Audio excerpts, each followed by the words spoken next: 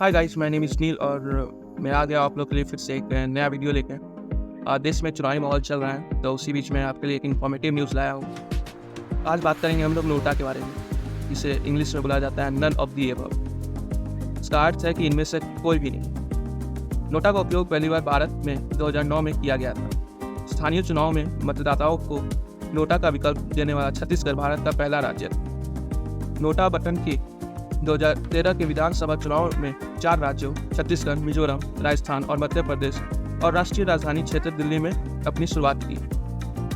2014 में नोटा पूरे देश में लागू हुआ। भारत निर्वाचन आयोग ने दिसंबर में विधानसभा चुनाव में इलेक्ट्रॉनिक वोटिंग मशीन में इनमें से कोई नई अर्थात नोटा बटन का विकल्प उपलब्ध कराने के निर्देश दिए। क्या होगा अगर इसे सबसे ज़्यादा वोट मिलते हैं?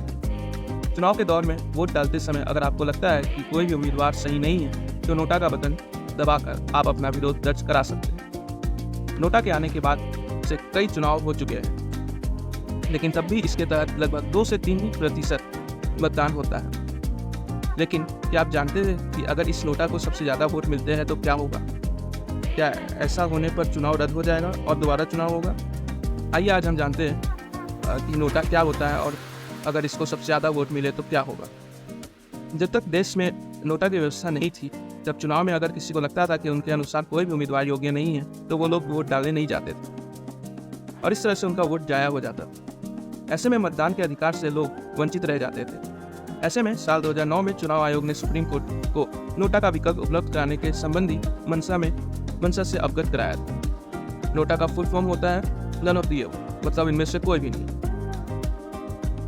बाद में नागरिक अधिकार संगठन people's union for civil liberties ने भी नोटा का समर्थन करते हुए एक जनहित याचिका दाखिल कराई, जिसके बाद साल 2013 में न्यायालय ने मतदाताओं को नोटा का विकल्प देने का निर्णय किया था। इस प्रकार ईवीएम में एक विकल्प शामिल हुआ नोटा।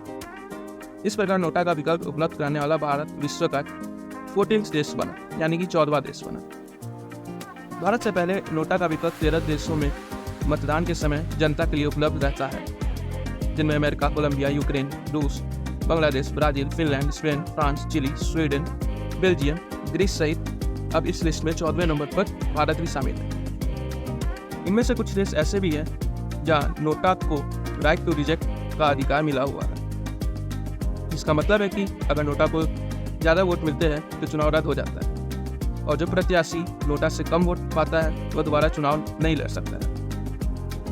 अगर आपको भी लगता है कि अपने देश में नोटा का अधिक वोट मिलने पर चुनाव रद्द हो जाएगा, तो आप बिल्कुल गलत हैं। भारत में नोटा को राइट टू रिजेक्ट का अधिकार प्राप्त नहीं है। इसका मतलब यह हुआ कि अगर मान लीजिए नोटा को 99 वोट मिले हैं और किसी प्रत्याशी को एक वोट भी मिला है, तो वोट वाला प्रत्याशी विजयी माना जाएगा। साल 2013 में नोटा के लागू होने के बाद में चुनाव आयोग ने स्पष्ट किया कि नोटा के मत केवल गिने जाएंगे, पर इन्हें रद्द मतों की श्रेणी में रखा जाएगा। इस प्रकार साफ था कि नोटा का चुनाव के नतीजों पर कोई असर नहीं पड़ेगा। सो गाइज, ये थी आज की इंफॉर्मेटिव बात। हम लोग फिर मिलेंगे अगले वीडियो में। Till then, bye bye and take care.